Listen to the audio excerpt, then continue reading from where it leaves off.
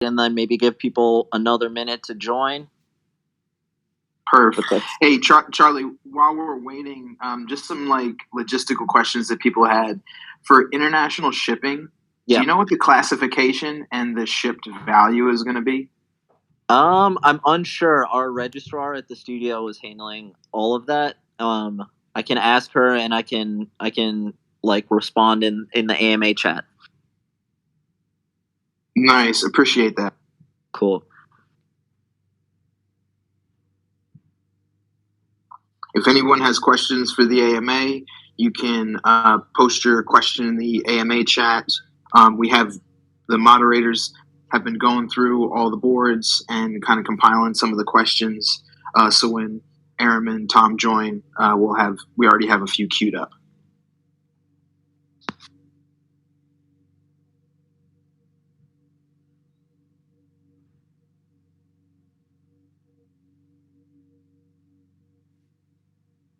Hey Charlie, while we wait, can you tell us, like the story about the Nike rocket?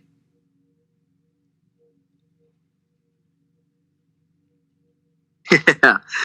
So that was pretty special. We just happened to be visiting some friends in Portland, and Tom secretly had brought all of the necessary equipment to launch a rocket, and so we kind of, decided there's no better place to launch the Nike Craft rocket than at that soccer field. And I think, Aaron, you were maybe the only civilian witness. Yes, Aaron wins the award for like the best rocket video. We're out on Ronaldo Field. Yeah, I was doing my little CIA in the bushes, checking it out. It was very like, JFK. Like, yes, it was awesome. That was really fun.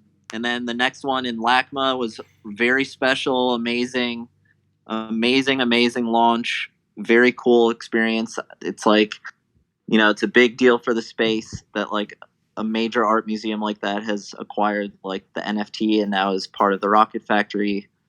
And it was just an awesome launch, a great like Q&A sesh with Tom. It was an awesome event. There was also a milestone last week. The Tom Sachs Rocket Factory minted its 500th rocket out of 1,000 possible. So we're at the 50% point. Yep, halfway home. The mothership is waiting. Yep. For the other 500. Yep. Hopefully we start seeing some more, and then we're super excited. It looks like the spaces are starting to like fill up for Miami. I think that's going to be a ton of fun. We're going to have like more information to share about all of the other stuff we're doing in Miami as we get closer, but I think, it's sort of like it's going to be like an epic, art demonstration to launch that amount of rockets. It's like an endurance marathon piece.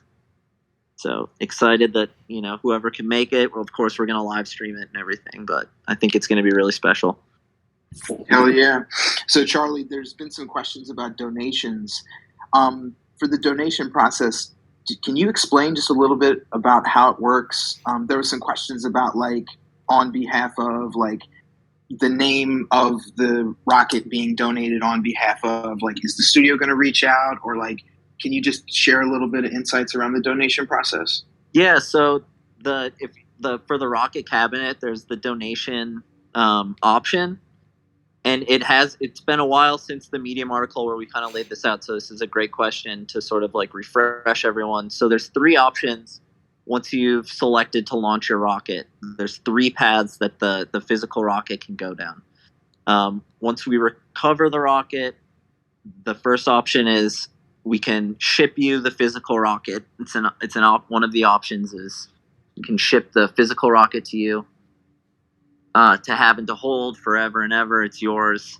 The next option is the museum option, but the third option is the shred option, which is Tom built a completely handmade industrial grade shredder to completely obliterate and destroy the physical rocket, and we're saving all of the remnants and everything. But then, so the question is about the museum, and we have made 100. The first 100 rockets that select donate to the museum would be held in our studio. We're building a museum cabinet to house the 100 donated rockets, and we're working on getting that put in a collection for like a major museum.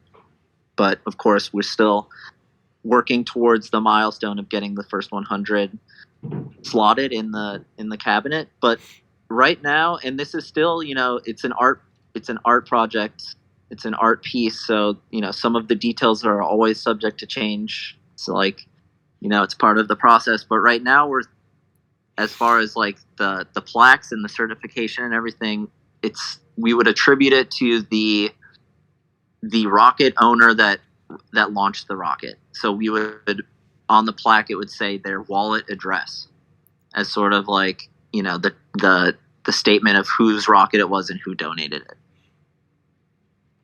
And then, of course, Is like that the name of the rocket and the SN. Is that the ENS name or the native wallet address? So that's like one of the things that's like a detail that we would work out and see how it looks. Like my gut would say, I think it looks cool from the consistency if it's like everyone's wallet address, and it's, I don't know, it's a cool nod to this space. So, but all TBD, but that's sort of where our brain is with that right now. Nice. So Charlie, while we wait for Tom to join, you talked about this is an art piece, and it's subject to change. And a few people in the community have just been a little upset with the kind of the planning around the launch locations and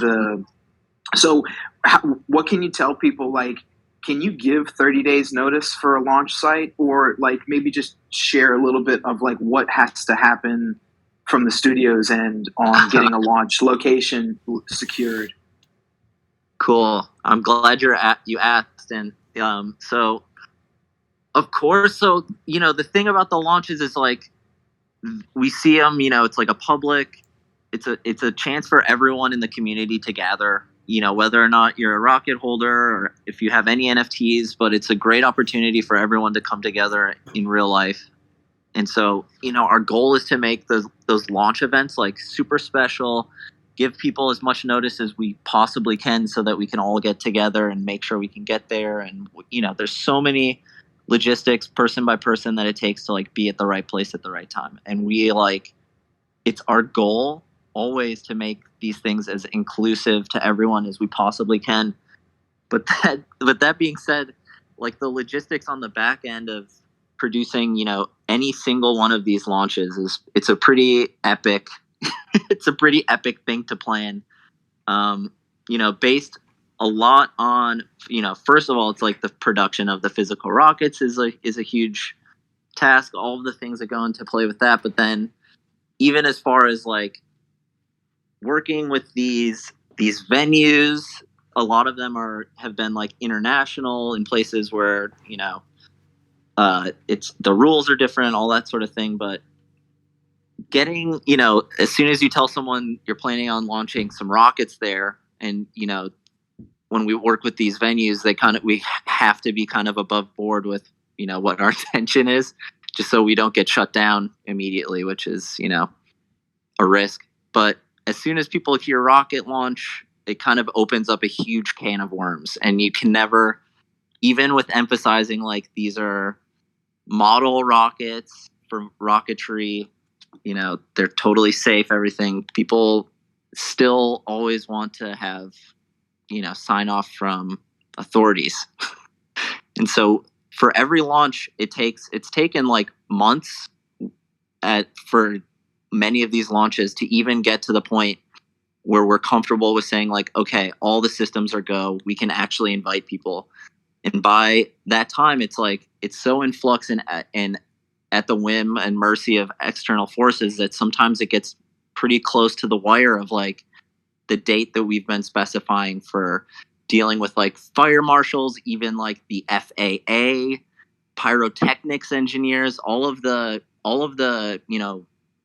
consent and authority and all the things, all the paperwork that they're submitting, has to align with like the day that we've said. And so sometimes that getting all those sign-offs and approvals and everything in order and getting the venue to say, okay, absolutely, you guys can come.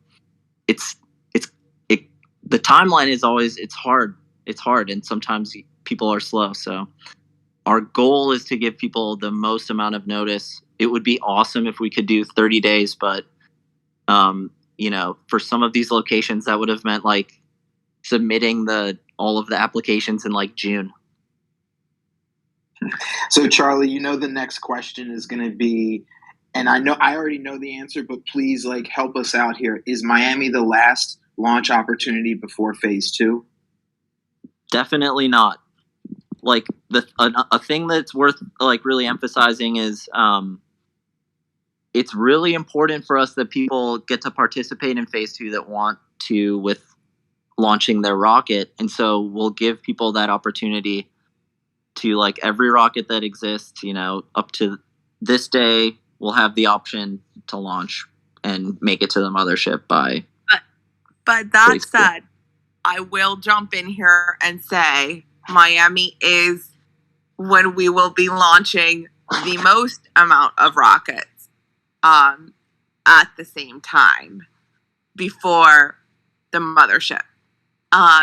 So we will try our best to be opening up other launch windows. They just may not be a endurance 100 rocket like potential rockets can be launched scale. And the notice might be even shorter than it is for Miami, or in the case of that rocket that was launched in Portland on the Nike campus, it might be some one-off situations like that. Some quick, our only civilian witness is somebody like Aaron, who just happens to have CIA level clearance to the Nike campus to have been able to capture that moment. But for those who are trying to have a little bit more of the experience that we had at Governor's Island, I would say before the mothership, the next one is Miami. The rest might be a little bit more vigilante. Awesome.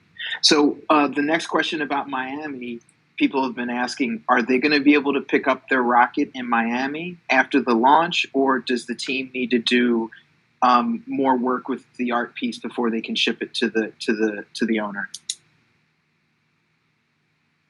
Yeah, so the way we did that in the first launch, and that was a function of like we were still developing the back end, and we had to do that. It wasn't like the final, back end that we ended up using, and so the option to pick up in person, I won't be present in Miami, unfortunately. And it's a function of like the verification process of making sure we're not giving someone who doesn't own the rocket is a little bit, it's too hard, of like a thing to get implemented. And then I think, at this point it'll still be like the shipping and everything. Okay. And then the next question, some folks live in New York and they live in maybe some unsavory parts, and they wanted to know, is it possible to set up a studio pickup to get their rocket, or is that like a no-no for you guys? It's something we haven't considered, but I understand the motivation. I've gotten stuff stolen from my porch before, but I think, that's a good thing to consider. I don't think we can answer that at this point, but definitely something worth discussing. Okay, awesome. I think once again, it does get a little bit into the being able to identify that the right person is coming to pick it up. I would say try and use, like, I know I always use the studio address to ship things because I don't trust my building to receive packages. So maybe it's worth considering, like, if there is a safer place that you feel comfortable receiving a package like this. Awesome. Is Tom still going to join us today, or is it just going to be Aram and Charlie? I mean, I think you've got me and Charlie. That Awesome. we want to try and do these more often. So Charlie and I want to make ourselves available. And same with all of you mods. And also shout out to the kid for always joining these as well. So we're just here to be able to answer questions. I know we can't jump into the Discord as much on the day-to-day. So this is just our opportunity to connect with you all and make sure that people aren't waiting long amounts of time in between AMAs to have their questions answered. Thank you, Aram. So basso.eth, you've got your hand raised. If you can come on up to the stage and ask your question. And while he jumps up here, can we talk a little bit more about Miami? Like, this is an endurance, so this is going to be the largest launch of rockets confirmed. Yeah, I mean, a little bit of that is in your guys' hands. You know, we're saying we'll launch up to 100, but let's see how many of you sign up. So the more of you that signs up, the more of an endurance challenge this will be.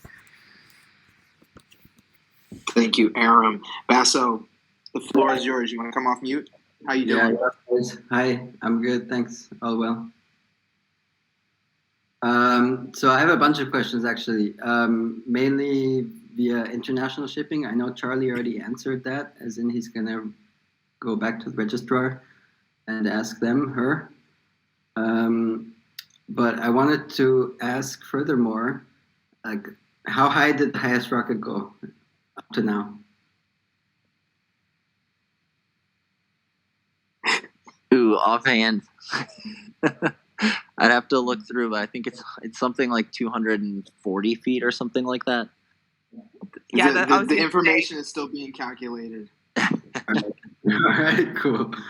I was just like a wondering question, but the other one is in terms of shipping again. Like, first of all, I'm not in the States, unfortunately, so I'm wondering about that. But the other thing is the rocket shipped in like the plexiglass box, or how does that go exactly?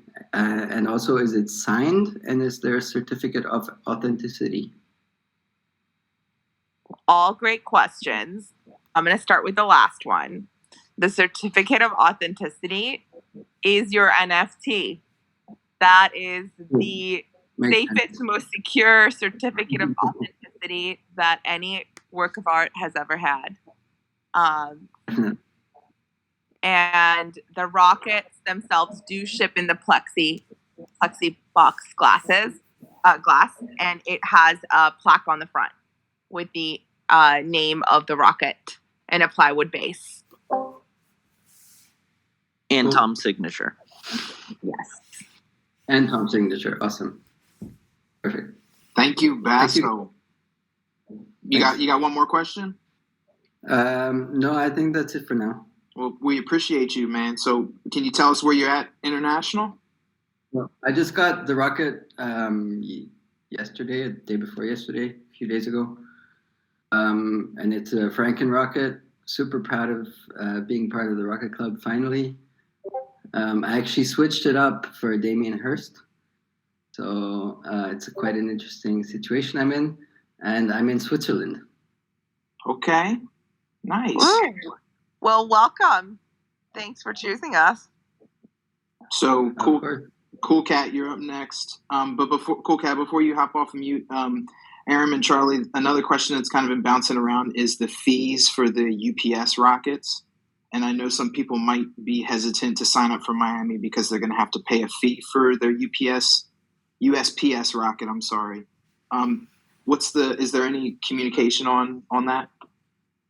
Yeah, from my understanding, it was some sort of like glitch or oversight, but those UPS rockets were refunded the launch fee. Awesome. Yeah, so we can let people know. You can let people know, and I think Leandro and Noel were personally in the Discord letting folks know as well about that. And I think it was 3 rockets that were incorrectly charged, and all 3 have been refunded.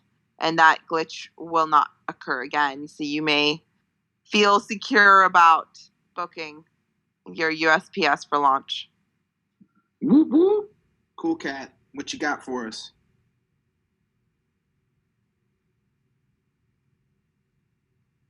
Hey guys, lots of good news. Hey. Today. Amazing. So everybody wants to be included in phase 2. I think that's like the goal at this point, right? And I think some people have some sticking points with the launches. I mean, we've already talked about having enough time to participate, which doesn't really sound like it's being addressed, but I understand with the permitting and stuff. I know that stuff takes time. But I guess we're hoping for a little bit more transparency in the future, like launch ideas even. Is there any way that we can have like some lists of possible launches you guys are thinking of, maybe some signups, and then, if the launch is aborted, then at least maybe if we're signed up, we could be included in phase 2. And, if the planning doesn't work out, then at least like we had every intention of like launching and going for it. Is there like something we can do to maybe just get a little bit more participation like a little earlier? I think that's a really good shout. I think one of the reasons we've been so hesitant to open up windows is because we haven't wanted to disappoint. On the flip side, we say we can have even Miami, like we really wanted to open up Miami even 2 weeks earlier than we did. But our concern was if for some reason the permitting falls through and a bunch of people have booked flights to Miami that are non-refundable, and then we're caught not being able to launch, that we didn't want to disappoint at that level either. So it's kind of a little bit of like do we share early and then have to abort the mission if all of the city permits and zoning doesn't come through for us? I think maybe Cool Cat, from what you're saying, what we could do is put a potential launch on the calendar, but the people involved would have to know that if permissions didn't come through, that we may not be able to hold that launch. I think for us, just the biggest concern has been I would hate if somebody booked flights to do something and then they weren't able to attend. But when it comes to participation for phase 2, I think that's like, really different. And we do want as many people as who want to be able to sign up and participate. So let us have a think on that. Maybe we are able to open up another endurance launch for January. And it's just a matter of getting as many people who want signed up, and hopefully our permissions come through. But regardless, those people, from what you're saying, you'd like to regardless see those people like benefit from the phase 2 perks. Yeah, I think if the intention is there to launch, and if, things get in the way that you guys can't control, then that shouldn't mean that, we can't participate in phase 2. It's a bit of a tricky dance, of course, but like for me personally, like some people want to attend their launches, right? That's a big reason people aren't launching in some of these, because they can't make it. For me, it's like I saw that roadmap document that showed the potential places that might open up, and like I built these stories around my rockets when I built them. Like I've got Lost Highway in my PFP. It's like Nike USPS Trojan. It's like movement. And then I got the name Lost Highway, and it's like David Lynch, art house, highway. I'm thinking like LA. It's got to be LA. So then when LA wasn't like a real option for me, it was a huge bummer. And now I'm thinking like, do I just go for Miami? And then when next week LA opens up, I'm gonna like hate myself. I don't know. If like we had more idea of like what was gonna happen, or like what the plans are like sort of in the works, maybe we can make better like informed decisions, I guess. Yeah, no, I think that's a fair shout.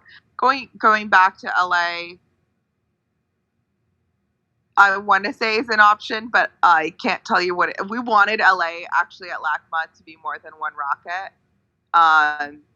But with the way that California is post the amount of wildfires and things that have happened there, just even being able to get that one rocket off the ground, we started working on the LA launch early September. We knew that we were going to do that launch in LA, and and we're happy we could get that one rocket off the ground. But if I was being really honest about California, I don't know that I would pick California to do a launch in again, just knowing what the permitting and regulations are there. But I would definitely do New York again. Governor's Island, like that really worked out surprisingly great with the city. They really recognized model rocketeering, and it really wasn't an issue at all. So I think what we're also trying to do is figure out a more responsible roadmap where we understand what it would take to convince a locality to allow us to launch rockets there. I know for sure I can tell you that we are working on plans to do things in Asia between mid-March and early April of next year.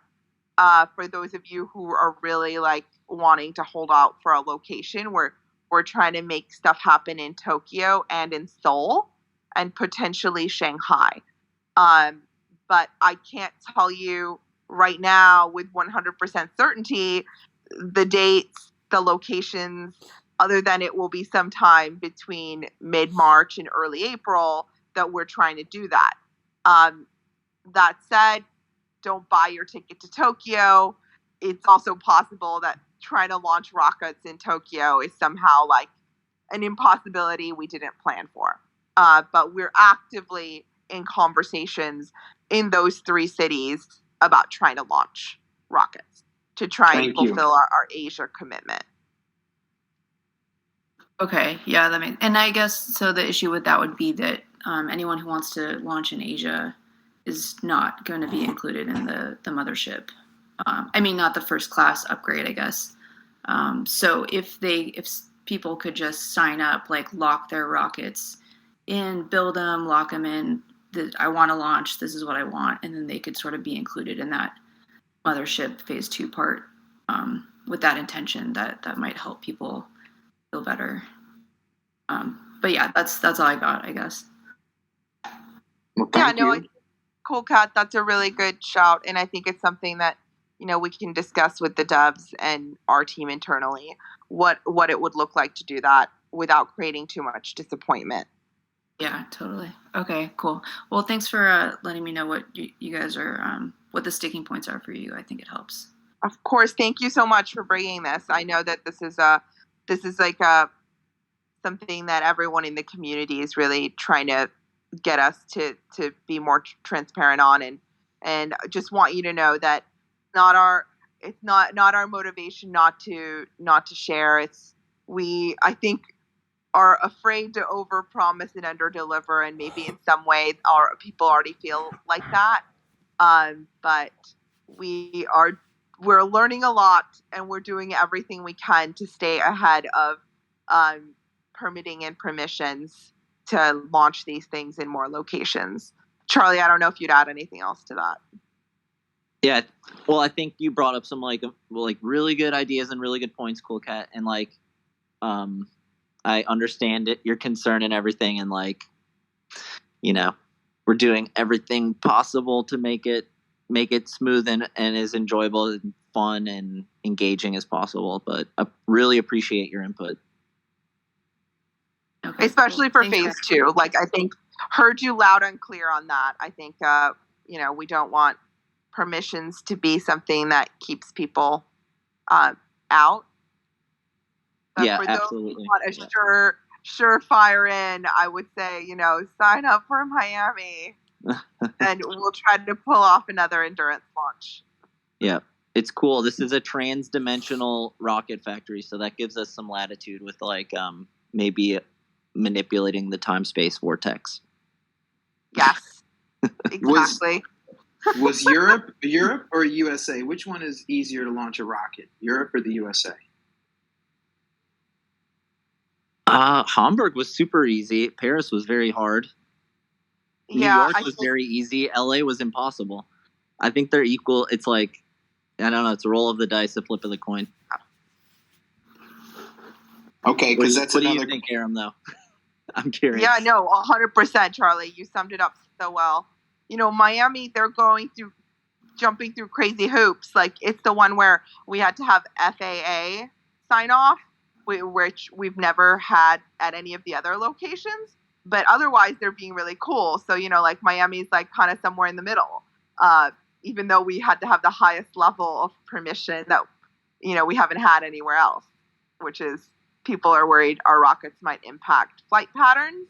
But I guess in Miami, because especially Miami Beach area, there's a lot of low flying aircraft, like helicopters and stuff. So like that was the first. Never had the FAA involved before. Nice. Well, thanks for your question, Cool Cat.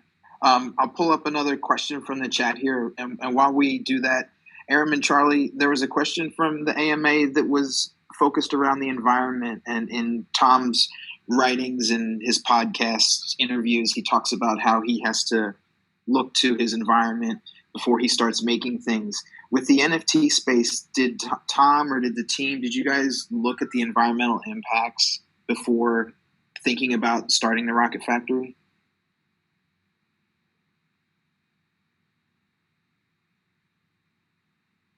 Yeah, it was definitely, I mean, it's such a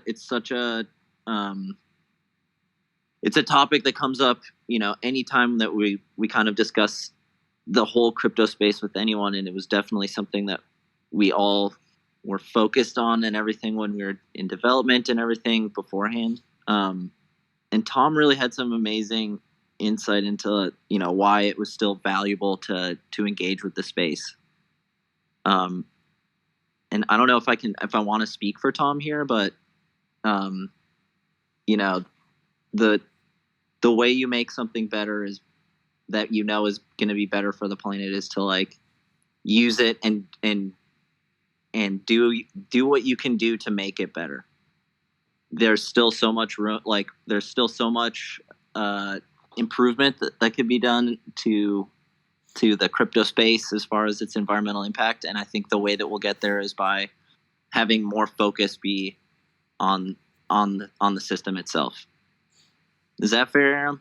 Yeah, no, I think that was really well said, Charlie. I mean, I feel like blockchain technology, like from every angle we've looked at it, we looked at it a lot as a team. And with Tom, we really truly are involved in the space because we see it as an important part of the future and an important way for us to kind of really change the way data is owned, who it's owned by, and what the future of banking could look like.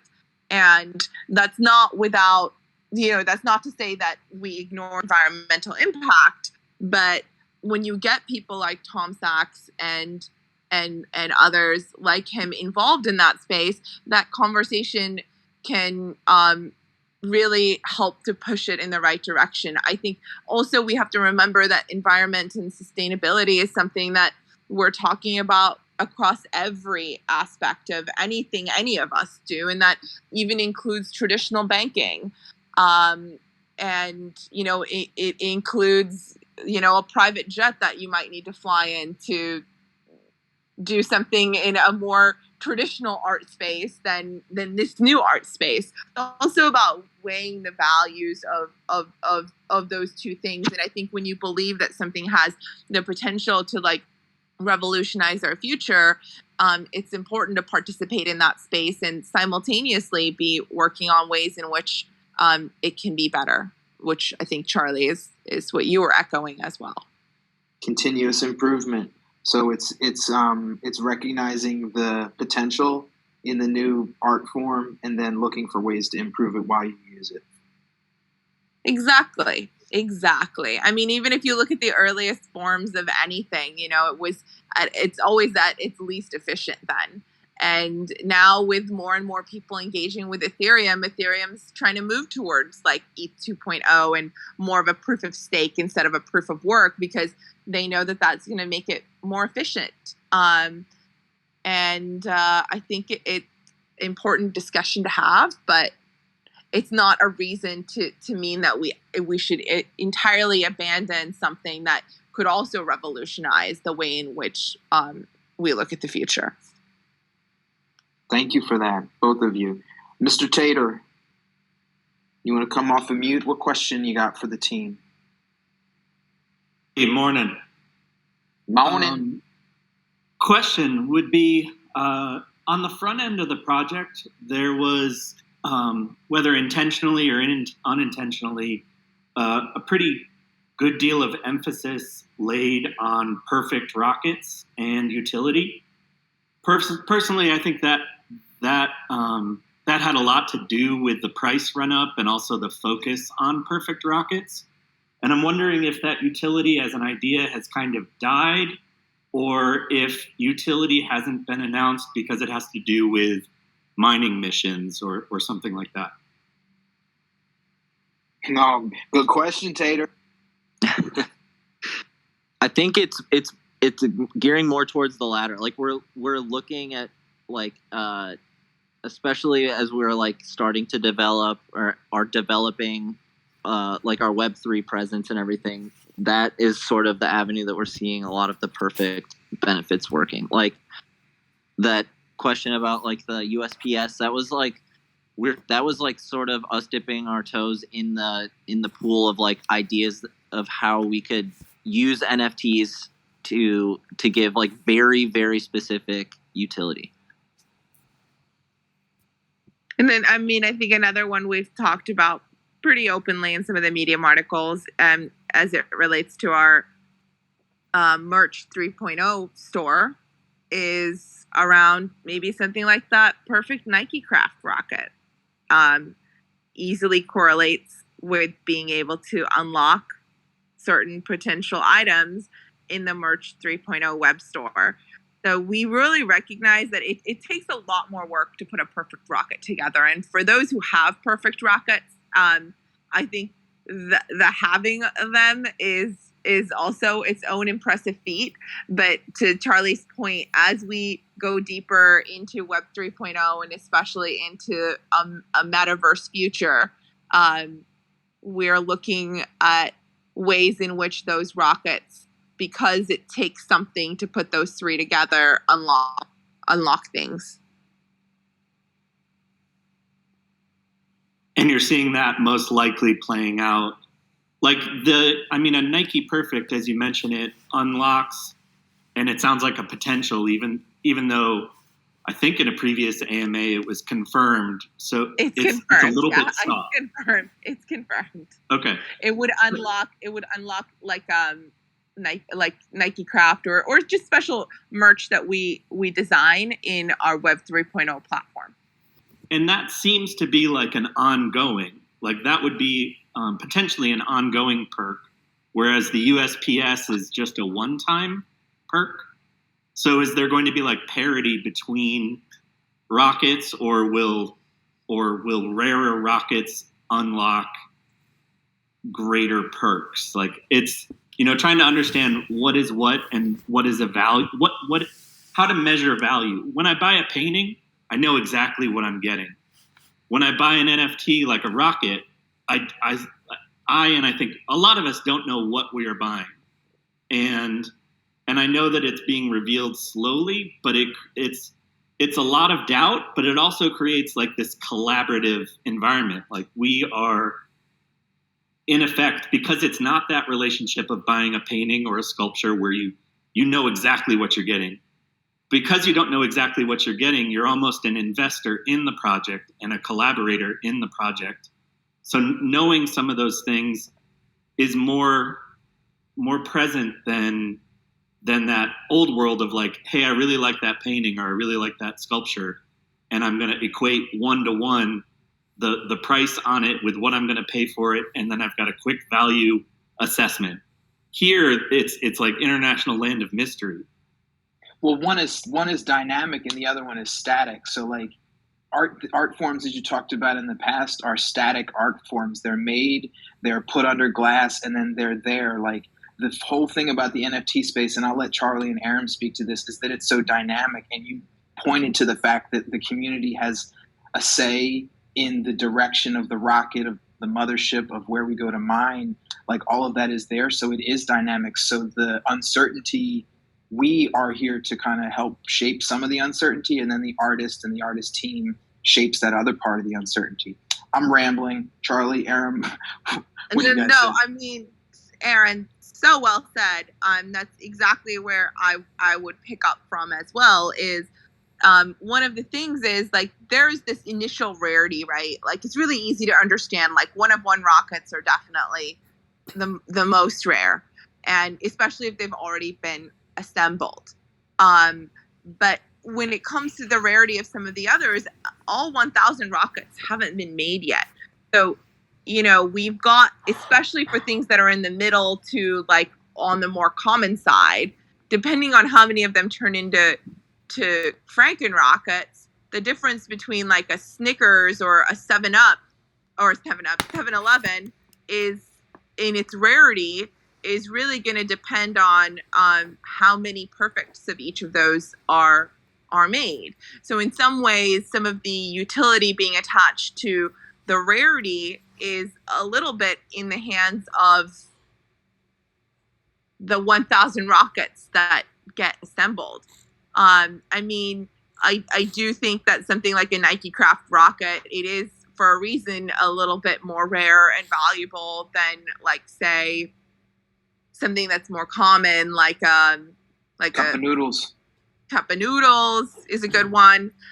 So it unlocking something really special in the Merch 3.0 store for us is like a no-brainer. So for sure, we're always looking at how these things are being valued and how the community is valuing them and creating its rarity as we think about the ways in which we give these rockets utility. Charlie, and even the kid, if you guys want to jump in on any of that too. Yeah, I think I wouldn't like, I appreciate like this discussion and everything, but I wouldn't discount just like the NFT itself as like a thing of value. Just, barring any utility. Like it's pretty, it's impressive if you have like a rare rocket or any rocket for that matter, that you own this artwork that's produced by Tom Sachs, let alone like the utility of a physical rocket being made by hand to represent this NFT, in addition to like the cascading utility that could be associated or will be associated with owning the NFT. And so I think it's like value is just it's a wild concept. Even in traditional art, even in anything, it's like the most valuable stamp that was ever collected is like the Jenny stamp where it's printed upside down, and like thank God that the person who produced that stamp saved it and didn't throw it away. But like how was that value established? There's such a merging of like subjectivity and objectivity, but I think it's like you don't want to I'm like hesitant to take the eyes off the prize of like these are artworks. They intrinsically have that value associated with them at a baseline. For sure. And that one's easy. That particular value proposition is easy to understand. Like you can understand and you can place a value on aesthetically how much you might like the way a rocket looks, or a Franken rocket, or the rarity of a perfect, or even the rarity of a Franken. But it's like I think it really, for me, it's really that very front end of the project. There was a lot of excitement about the utility, and the utility added as a component to those two other things, like your aesthetic or the rarity, which are very comfortable places to like say, hey, is this thing worth 20 ETH to me? I think that takes that real wild card when you're like, well, is it the utility the utility becomes such the wild card to that, where it can be very like minor, like USPS as a free launch. It's like, all right, well, I got a free launch out of it. There is no free launch. But a Nike Perfect unlocking access to Nike Craft indefinitely, like those are two very different utilities. And as those cascade out to the other rockets, I think it's just like it's a hard thing to factor into the marketplace. Yeah, I understand. I hear you, and it's like, yeah, understanding like what the utility could like, trying to imagine what the utility could be versus knowing. Is that kind of what you're it is, and how significant it kind of is, and it's like, does it create a gray area for the market where people don't know what to do? And maybe is that, and I'm pushing this out pretty far, but like, is it stalling the market in any place? Is it stalling assembly? Is it stalling launching? What are some of the reasons that this project that we are all like heavily invested in, either financially, emotionally, like time-wise, like what are some of the reasons that this project, as that we all think is fucking awesome, like why hasn't it bounced back in similar ways that other, like, I don't even like the phrase, but blue chip projects have seen bounced back? Yeah. I know, it's a mystery. I wish I knew the answer, but we're doing every single possible thing we can to like deliver as much value as we can to this community. Like, this is, to me, this is the most fun thing I've ever worked on. And the more I can spread that fun and like value to everyone, it's like the thing I go to sleep thinking about and wake up. But I hear you. I understand your point, and I think it's a good point. Cool. Well, that's what I've got. Last thing, and then I'll hop off the stage, is just in I've mentioned it before, but in case you do want to launch 100 or 200 rockets in Northern California, that's probably something that I could arrange, but it'd be like 2 to 3 hours outside of San Francisco. If you're interested, just send me a DM. Wow, that sounds beautiful. Wow, that's so generous. Amazing. Yeah, there wouldn't be any permitting problems. I like the sound of that. Yeah. Nice. So thank you for your time, Tater. Some of the questions we've been getting in the chat, for some of the Europe launches, there was the Hamburg launch, and then there was the space program launch, and then there was a launch in Paris. So some of our European Rocket Factory astronauts wanted to know, what's the likelihood of coming back to Europe for a launch before phase 2?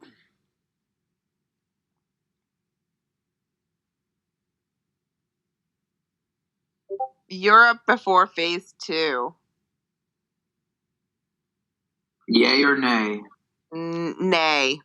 Nay.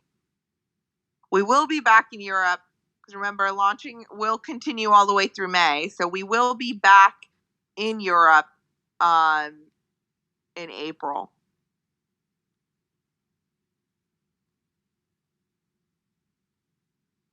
Thank you for that, Aram.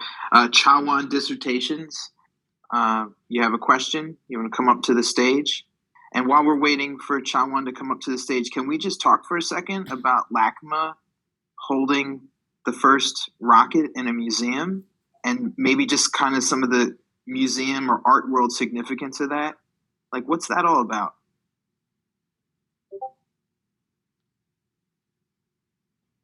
I mean, it's a huge deal, because I think there's still a really large barrier between the traditional art world and NFTs. It's a barrier that is coming down slowly. I think there's more and more of a bridge. I don't know if folks heard, but like Christie's, which is like a really like about as traditional art world as it gets, gatekeepers, and OpenSea are collaborating for a first on-chain auction.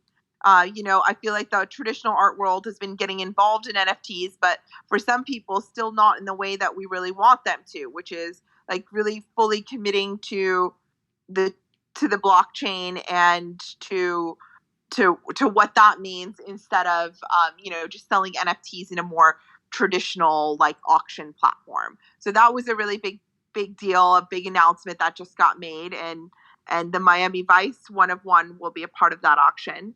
But back to the idea of museums. Similarly, museums really don't look to profit the way that maybe an auction house does. So for a traditional museum to recognize NFTs and to want to collect them and put them in their archive means that they see them as an important part of like our art historical canon of this time. And I think that's a really, really big move for NFTs. And LACMA is not just a really large museum institution in North America, but in the world, internationally.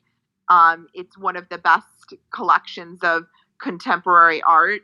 And for them to accept an NFT into their archive, to figure out how they do that, I think it really just opens up the future for how NFTs become a part of art canon. So I think a really monumental moment. And the Rocket Factory gets to be the first. And I think a little bit like, I don't know how many people heard, but what was really cool about their rocket is they did like an exquisite corpse of their rocket, which kind of means they like chose to do a Franken rocket, but they had different people select different parts without being able to tell each other what they picked. And SpaceX, which is a really important collaborator for LACMA, they work together on the art and technology grant at LACMA, which really bridges like art and science. They picked the Cup of Noodles tail assembly for all the late nights that their team puts in eating Cup of Noodles, and like kind of the like inspired spirit of that kind of up all night energy. And then they had their board of trustees pick the body, and they picked Chanel because I mean it's a board of trustees. I guess they went for the most status brand they all work with. And then Tom picked the nose cone, and he picked Trojan, which is like to kind of represent the irrational in the most responsible way possible. Like the more Dionysian energy that only like an artist can bring to a collaboration. So it was really beautiful how they created an entire narrative with their Franken rocket, and the amount of time that they dedicated to really educating their more traditional art community about NFTs. It was awesome, and appreciate whoever recorded the IG Live, anybody who didn't get a chance to hear about the LACMA rockets and the selection of the rockets. Go over to Tom Sachs' Instagram page. They saved the Instagram Live of kind of the whole interview and the rocket launch.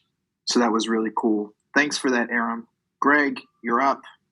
You got questions about Miami? Yeah. What's good? Can you hear me? We can hear you, boss. Excellent. All right. So I'm going to be there. I'm launching my rocket. Very excited about that.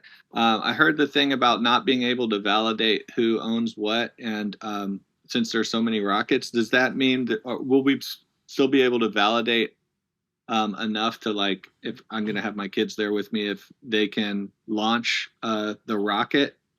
And then the other question is, are they going to be kind of launched in order of, when we put them on the, in the system? Just trying to figure out the logistics with a couple, kids in tow. Good question, Greg. Cool. Thanks, Greg. Yeah, so with the launch, pushing the launch button, that's definitely like we'll look for you, because it's easier to do that, and there's less stakes than someone walking away with the rocket.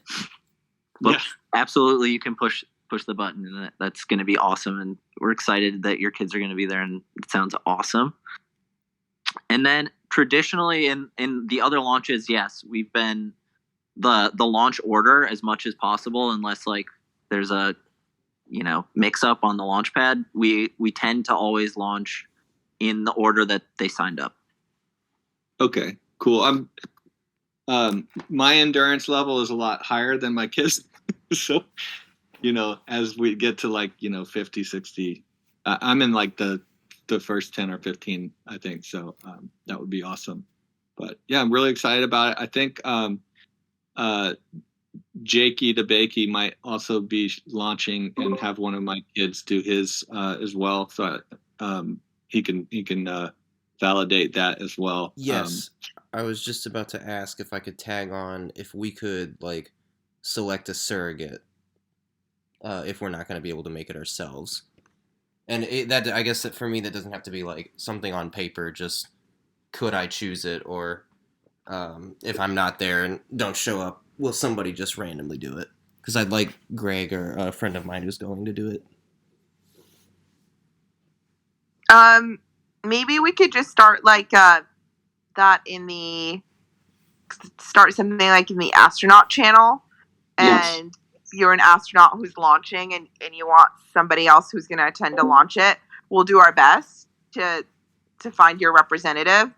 If you want to throw those names into the chat, but otherwise, like you said, Greg, we always try and pick like some kid or somebody that attended and didn't have a rocket to be the surrogate. But if you have one in mind, we can assign one. Excellent. But no promises. If they went on like a really long like lunch break right then and we're about to launch and your surrogate is nowhere around, we will have to move forward with the launch schedule. We'll be there, especially our rockets are pretty close to one another as well. So yeah, we'll be around. Hey, Greg, we can always give your kids like some Snickers, right? Maybe a Skippy sandwich. They'll be good. That sounds great. Yeah. All right. Thank you, Greg. Thanks, Greg. So we're coming up on an hour, and the question that keeps coming through in the AMA chat from Cool Cat: thumbs up or thumbs down for Antarctica? Is that still on the board? Is that still a possibility?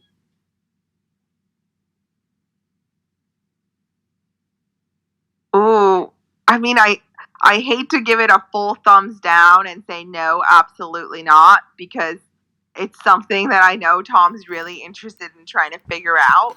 But that said, we haven't cracked how to make it happen yet. So I just think, low likelihood. Yeah, like if you're really interested in that phase 2 utility, like don't wait on it. Yeah, because we're working on it, but I can't tell you right now, like, oh my God, hold out for that. Awesome. Okay, Smurgy and all the other New York heads are interested. Yay or nay, will there be another New York launch? I think I already know the answer, but can you just help everybody feel better? Yay. Yay to New York. There is an 80% yay to somewhere in the Southwest, could include Texas, where they have way less rules launch that we're working on before phase 2. And now with Tater's generous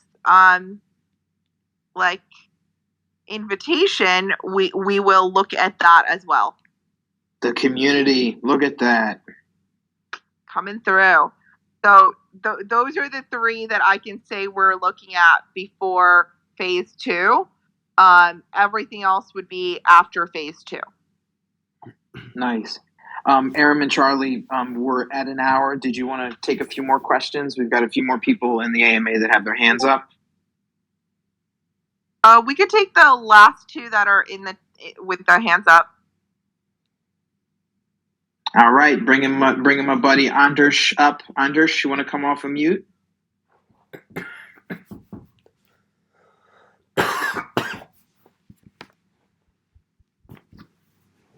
Anders. All right, we'll bring bring our other buddy up, Tom. Tom, you got a question, Tom? I'm sorry, this is Anders. Oh, Anders, go ahead. No, I'm sorry. I was just fiddling with my phone. Actually, now that I think about it, I got my. I think I got my questions answered with the Europe, the nay to the Europe before phase 2. So I let the next speaker speak instead. Thank you. Sorry about that, Anders. TS Undi 21. Yeah. What's up? Hey, yo. I kind of wanted to return back a bit to the environmental side. That was originally my question. I kind of got changed a bit, and so I guess I'm sensitive to you guys not wanting to put words in Tom's mouth. So maybe this waits a bit until a AMA he's participating in. But I guess I kind of found Tom's work through my love of space exploration and NASA and stuff. And so I think Tom said it really well at LACMA, where he's like, the idea of going to space to see what we're doing to this planet is essential. And it's super clear right now that we're like very immediately fucking over the planet and future generations. So it's just kind of frustrating as someone who appreciates the studio's work that these concerns are kind of brushed off with we talked about it and looked into it, but there's nothing actually to really show for it in the NFT project that resulted. So like how soon F2.0 happens is still up in the air, and that the project has currently already had a huge environmental impact because it's not on ETH 2.0 or another proof of stake blockchain, which do exist. So if you did want to do blockchain stuff, you kind of made the choice to do a proof of work one. So it just kind of seems like the NFT team you guys are working with were ETH backers, so you went with that. And you also mentioned flying around being another impact, but you guys are flying around to launch these rockets off all around the world. So it's kind of like you're double dipping there, I guess. I'm really not trying to be a downer here, but it just really seems like you had the power to do this with environmental concerns taken into account and just did it. So is there responsibility for artists who say they care about the earth and the environment to actually have that affect their work, and not just be a conversation in the studio? Because that's kind of what it seems like. Does that make sense? Really appreciate the conversation and continuing the dialogue around this. It's something that's one of our favorite things, actually, to make sure we're having discussions around. I won't put words into Tom's mouth, so I'll definitely let Tom have an opportunity to address this the next time he's in an AMA. But I will say is, at the studio, one thing we won't abide by is anything that we do as being just what we can call greenwashing. I think anything in our daily lives right now has an impact on the environment, and there are conscious decisions that we can be making that are better for the environment always. But I think it's really easy to put it all just on the blockchain technology as the only focus of where environmental concerns have gone awry. I think, as we said before, Ethereum, the reason we picked it and the reason we didn't shy away from picking it is because it had the most users, because it was the one that's being the most used. And it's where an artist like Tom being involved does move the needle faster towards something like ETH 2.0 than if we went with something that was a side chain. And some of those side chains that are claiming to be more environmentally conscious, if you look into them, it's really not that much more or less than what's happening with Ethereum. And I think it's all about who's calculating and how you're calculating and what you're accounting for in your calculations. I think that it's always important to be really aware of ways in which we can do better by the environment. But Ethereum and blockchain technology, we also have to remember, has been a way in which there are a lot of parts of the world that got left behind in some ways by industrialization or by some of the last couple of tech bubbles, and they're benefiting from what the blockchain can do for the future. So taking all of it cohesively, humanity as a whole, looking at it as a complex web instead of kind of thinking of Ethereum as kind of like the only environmental evil in the room, I think is always more helpful. Especially because, as we said, like Ethereum being one of the largest blockchains, it's not going anywhere with or without Tom Sachs. So the hope is that with the Rocket Factory being a part of it, our voice around these conversations and what we can do to mold the future is that much more likely than if we just did not participate at all.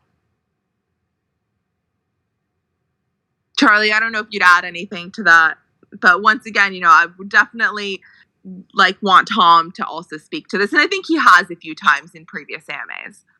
Yeah, I think, Aaron, that was awesome.